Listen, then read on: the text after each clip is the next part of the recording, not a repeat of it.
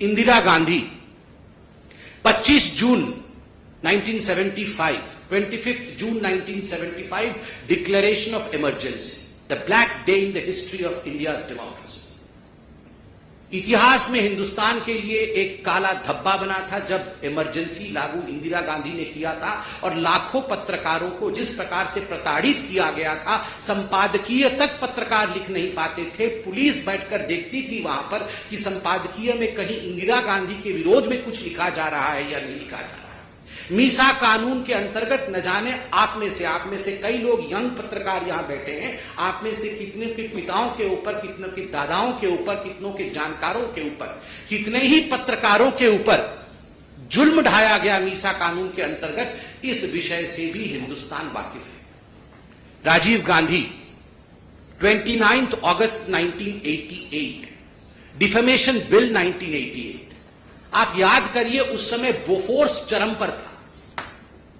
कुछ ऐसे पत्रकार थे, जाबाज पत्रकार मैं कहूंगा उनको, और कुछ ऐसी पत्रकारिता थी जिन्होंने बोफोर्स को बड़े स्पष्ट रूप से उजागर किया था। The story of Bofors and bribe, किस प्रकार से भ्रष्ट और भ्रष्ट नेता बोफोर्स में लिप्त थे। राजीव गांधी जी के इस चरित्र को उजागर करने का काम कुछ बहुत बड़े अखबारों ने किया था। उनको लेकर जिस प्रकार एक डिफेमेशन कानून लाने का प्रयास 1988 में राजीव गांधी की सरकार ने किया था, कानून ले भी आए थे, मगर हिंदुस्तान के इतिहास का वो पहला कानून बना जिसको वापस लेना पड़ा, क्योंकि पत्रकार जगत एक होकर खड़ा हो गया।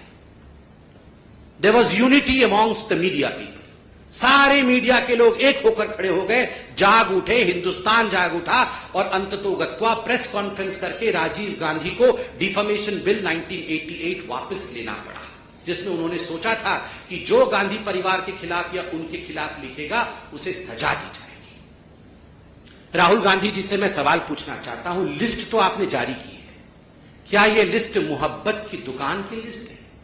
सामान नफरत का और दुकान मोहब्बत का? ऐसा तो कभी नहीं हो सकता। You have shown your contempt against media. Hindustan के लोकतंत्र में जो चौथा स्तंभ है, the fourth pillar of Indian democracy, that is media. Media के प्रति जिस प्रकार का नफरत आपने प्रदर्शित किया है, मैं आपसे पूछना चाहता हूं, क्या यह मोहब्बत की दुकान? कदाचित नहीं।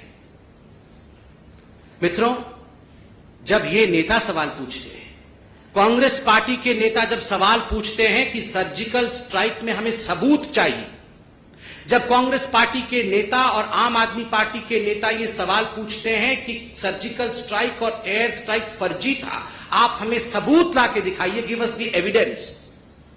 जब कांग्रेस पार्टी के दिग्गज नेता पूछते हैं कि भगवान राम किस कमरे में पैदा हुए, बताओ इस कमरे में पैदा हुए या उस कमरे में पैदा हुए।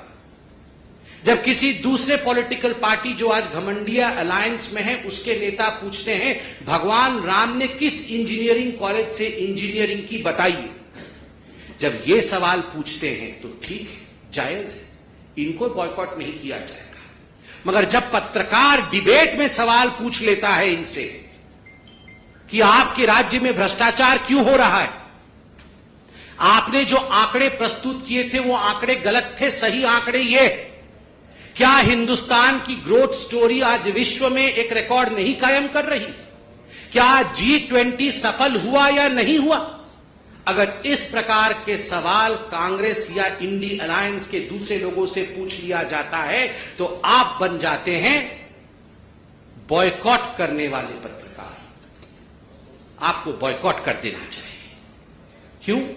ये जो नेता हैं ये भगवान है, ये भगवान पे सवाल उठा सकते हैं और पत्रकार जो हैं वो नेताओं पे सवाल नहीं उठा सकते हैं, उनसे सवाल नहीं पूछ सकते। मित्रों, ये राहुल गांधी जब विदेश जाते हैं, अभी भी विदेश में है जहां तक मैं जानता हूं, कुछ प्राइवेट मीटिंग वगैरह कर रहे हैं, आज मैंने देखा है सोशल मीडिया। श्याम पित्रोदा ने बताया प्राइवेट मीटिंग गुप्त रखी जाएगी, बताया नहीं जाएगा। जब ये जाते हैं फॉरेन कंट्री में और विदेश की भूमि में जाके देश के विरोध में बोलते हैं, राहुल गांधी अमेरिका में, लंदन में जाके कहते हैं कि हिंदुस्तान में लोकतंत्र समाप्त हो गया, पत्रकारों के साथ दुर्व्यवहार किया जाता है, We don't have right to express ourselves in India. There is no freedom of speech in India. This is freedom of speech, Rahul ji. ये जो आपने लिस्ट जारी की है, ये फ्रीडम ऑफ स्पीच. नमस्कार, मैं हूं मानक गुप्ता. अगर आपको हमारा ये वीडियो पसंद आया हो तो इसे लाइक और शेयर जरूर करें. और हां, हमें सब्सक्राइब और फॉलो करना ना भूलें ताकि आप देश और दुनिया की कोई खबर मिस ना करें. तो जुड़े रहिए हमारे साथ और देखते रहिए न्यूज़ 24.